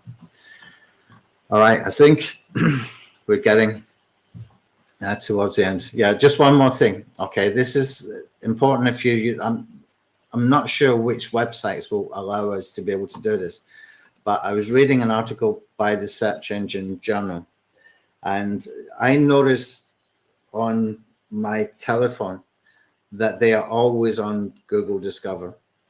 I mean, really, a lot of times the Search Engine Journal articles are on Google Discover. Now, if you follow the conversations on places like Twitter and LinkedIn about Google Discover, you will find that people are driving literally tens of thousands of hits to their articles. And there's different optimization information for Google Discover in both LinkedIn and Twitter communities that talk about this stuff. And one of the things came up from Search Engine Journal is to use this size. Okay, this size works best for them. And it does work for them because they are probably all the time now on LinkedIn. But you can make images 1600 by 840. Now you can ask AI to do that for you. I don't know if you're going to get exactly that size. It needs to be tested. If you're doing screenshots, you want to make sure it is that size. You don't want to resize it later. You want that size to begin with your first version of the of an image. You probably only have control of this if you're doing it on your own websites, but it's worth testing on the different Parasite platforms. Okay, you might be able to use them. And then if you're using the headline generator tool, what you can do, if we go in here, let me just grab that guy's article. So I'm not stealing it, I just want to show you how this works. Let's grab it from here. Now, if I go in here into the headline tool, all I need to do, paste in the article.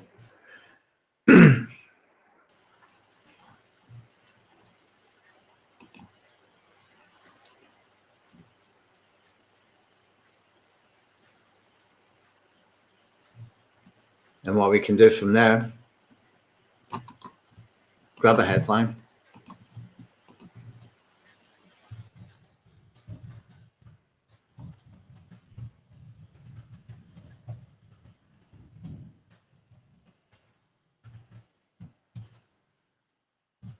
Put it into Claude.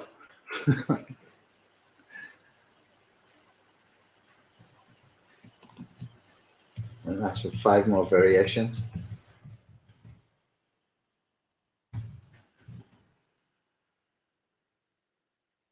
And there you go.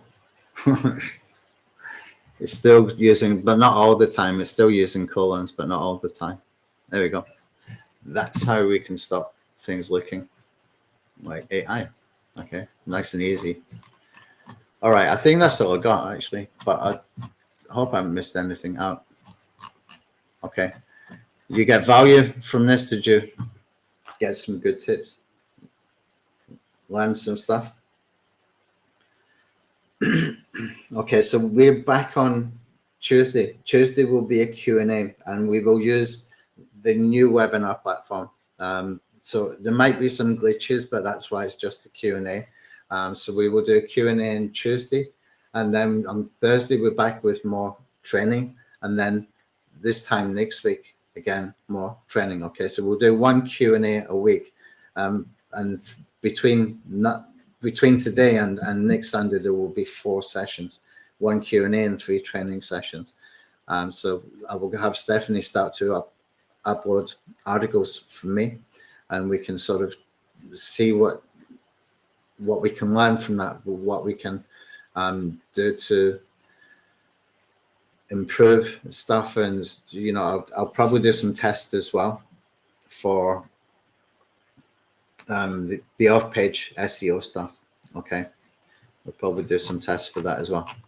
All right, I think I've covered everything. I hope I haven't forgotten anything.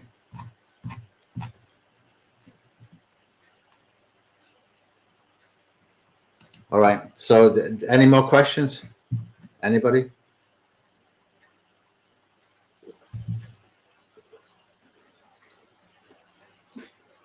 Training on a how-to post. Yeah. We've got on Tuesday, we're going to do about niche research. Okay, I'll do a how-to post on that session. Okay, it was a Tuesday or Thursday. Essentially, the quick and easy way to do it is go to Google. Okay, how to promote affiliate links. I'm just taking stuff on how to make money online. Okay, you'll find on that's all list style posts.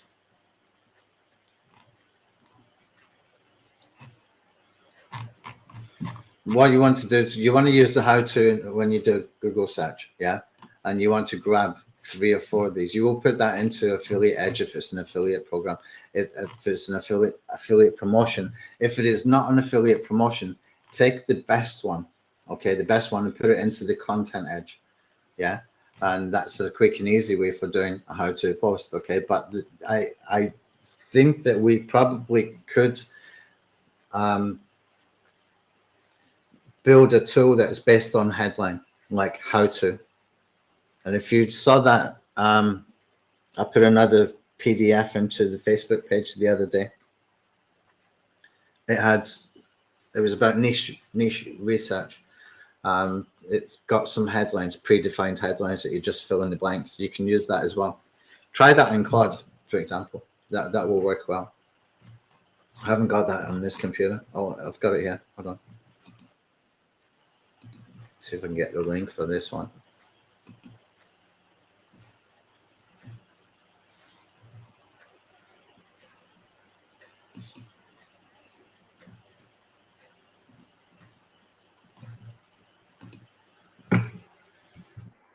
A second.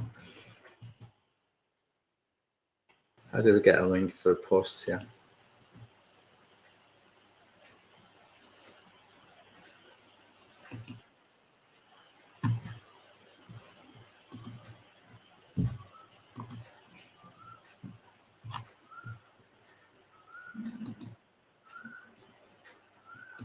Yeah. Got it. Yeah. Headlines in that document there. What you can do with that is you can use those kind of headlines to predefine, just fill in the blanks, so that you can create articles from titles. It probably would be better to do articles like how-to articles if you don't want to write yourself fresh. If you want to just get an article about a topic that's been covered quite a lot, then go to YouTube. Okay, go to YouTube and you can take the transcript from there, and you can, get a how-to article from that. Okay, I thought we were building a tool for that, for Parasite SEO. I don't think we have yet.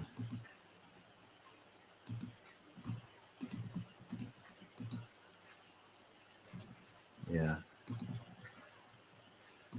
I think what I'll do with that is I will put that as the third tool in Outlook Edge. See, we've got this fresh review here. I think I'm going to make a different tool, the EEAT tool, that will be a separate plugin. But what I can do is I can put in Outlook Edge where we just put in the video URLs, okay, multiple video URLs. So we can get the transcripts and we can build an article from there. And you can put it in, we can ask in the prompt to make it a how-to. But it has to be a how-to kind of article, or a video to begin with. Yeah. EEAT. It stands for it used to be EAT, okay, where it was expertise, authority, and trust. Now Google have added an extra E, which is experience, and what they're talking about is that you got first-hand experience about what you're talking about. Okay, if it's a review and you're talking about Niche Blaster, that you've already used Niche Blaster, that you know what you're talking about. And how they determine that is going to be determined by what you put into the article, okay? So you could, show some kind of demonstration, etc., for, video or screenshots and stuff like that. That would show kind of experience, and at the same time the expertise, which builds the sort of authority and trust. But it's meant in a broader sort of sense, that you will know about your topic, not just one article. But because we're doing Parasite SEO, it can be done on a sort of page-by-page article basis with reviews. But in the sense of building a niche blog or something like that, they would want to see topical authority on the blog about a specific topic, that you know what you're talking about, especially if it's things about finance and health. Okay. Say, for example, I made a website, and the website was all about benefits of turmeric, benefits of green tea, benefits of yoga, benefits of that kind of thing. Then I would start to build a topical authority, but at the same time, they want some expertise and some experience. So what these guys are doing, the sort of top bloggers, the guys that are earning tens of thousands of dollars a month, they will go to extreme lengths. They will call up doctors, for example, and get quotes from doctors and put that into the article and link to the doctor's website and stuff like that. They go to extremes to make sure that they can pass the EAT test, okay? And that's how they're doing it, but it's driving the rankings, which in turn is driving a lot of traffic. Some of those people that are doing sort of niche blogging, there's people on Twitter making $70,000 a month just from informational websites. They make money from sponsorships. They make money from advertising on their website, affiliate links, that kind of stuff. And it can build up if they've got a lot of traffic in a specific niche that has a demand for, products that people sell or services people sell. Interesting stuff. Yeah, David, I will get her to do that. I will ask her to do that today. Yeah. I was actually going to cover this, but today, but it's gone on too long. We're already probably over 2 hours now. Okay, I think that's all I've got time for.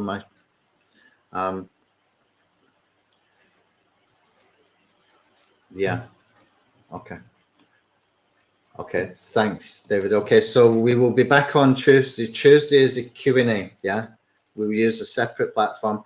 I will start posting the links from now into the community.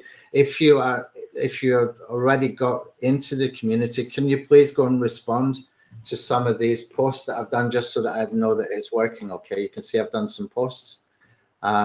Somebody's put a thumbs up. Just write anything there. You can write XXX, YYY, or checkbox some of these or whatever.